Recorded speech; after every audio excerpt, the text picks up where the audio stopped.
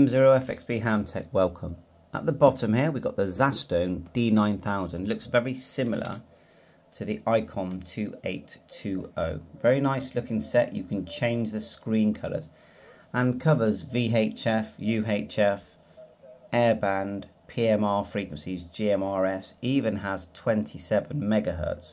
And this is why it reminds me of the TYT 9800, which is advertised as a quad band radio and does have 10 meters, 6 meters. So they're not exactly the same. They're very similar in price. You'll find that around and under £200 you should be able to get one of these. The Zastone has a removable head and speakers in the head unit. If I turn it over, you can actually see speakers there. So from a car point of view, that makes it very convenient for separation. You can also plug the microphone, and these are nice microphones on both sets, you know, LEDs, backlit microphones on both of them. Different style, but both very desirable. So we've got a couple of antennas connected separately.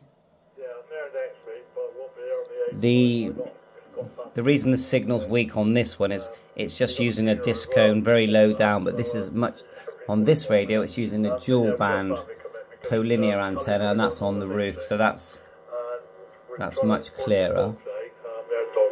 And he's got a bit of a buzz on his audio. Let's hear on the other one.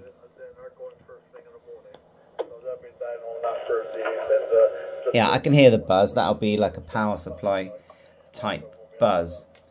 So very nice manuals that come with both of these devices. One key difference display wise is that you can't change the colour on the 9800. If I just go menu, and there's a learning curve to these, of course. So you start like this, press function, you've got menu selections here. The main one is here, look. Both the microphones do control a lot of the functions as well. Straight on display, if I press the big knob there, start to change, we can change the colour. I think I'll leave it purple just to make that obvious.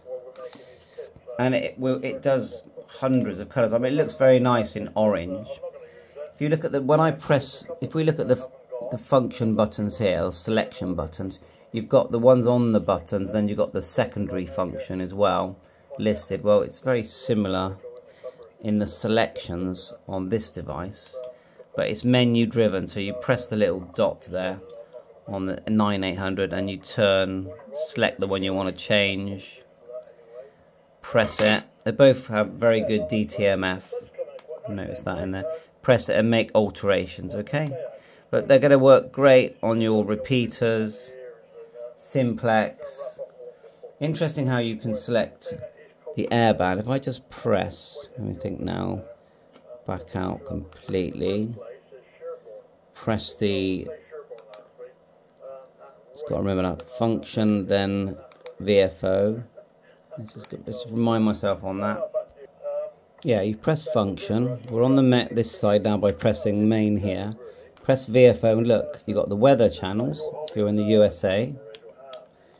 Press again, broadcast radio, and they both do broadcast radio.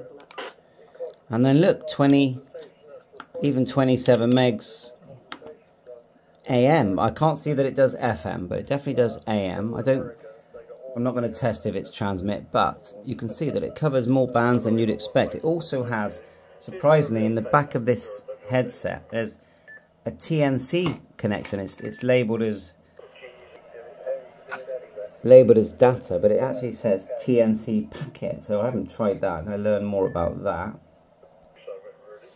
So looking along here, VFO, memory, function, duplex, power, memory, that kind of thing. And so they have separate VFOs either side, and both of these will cross mode.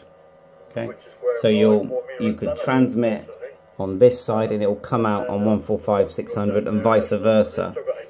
So I think you get a lot for your money. They're about sort of, I don't know if clone is the right word, but they look very similar to the Yaesu 8900 with the TYT 9800 and the Icom 2820 down here. I'm having great fun, and I think if you're looking to spend just £200 and you want a radio that covers several bands, choose the one you like. It's very hard to choose because I like the 6 meter option. We haven't got the 6 meter option with the Zastone, but we have got the change, you know, the fact that the colours change, and that is very appealing. And the head unit with the built-in speakers is very appealing. So it's quite hard to choose which one I prefer. Both very solid units. I'd probably say the Zastone is a larger unit, heavier, solider unit, and the fact that you can either plug in the sort of input to the screen here on the left or the right, and you can swap, you know, I could just swap them around, it would still start working, is very appealing. They're both 50-watt radios in VHF.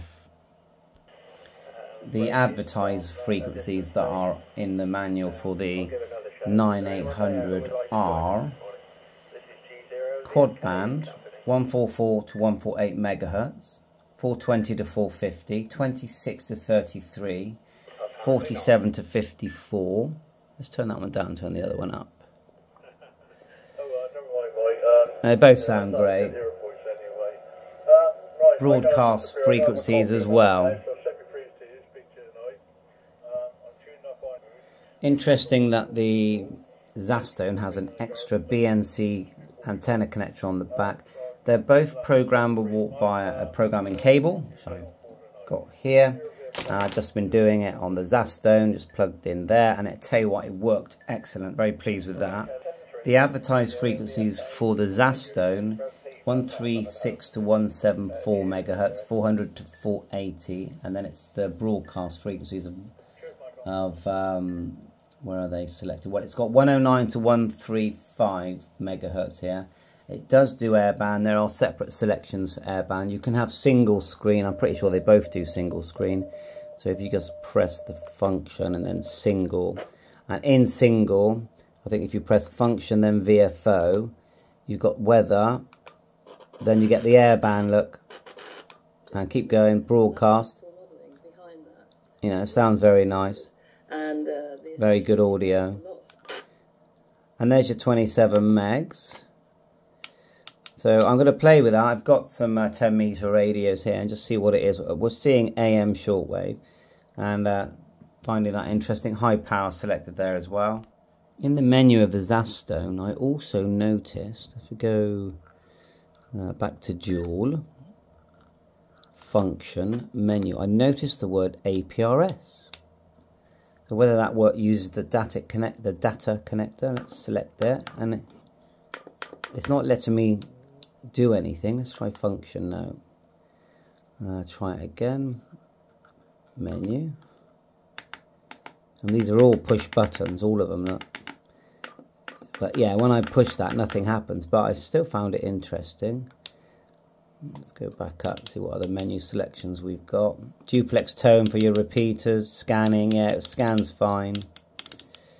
You've got your set mode. Quite a few selections there. 3 speakers.